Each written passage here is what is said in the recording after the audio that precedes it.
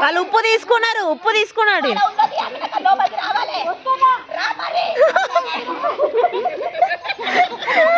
వదినా వదినా వదిన వరకు వదినా ఇక్కడ ఇక్కడ తిరుగుతుండు.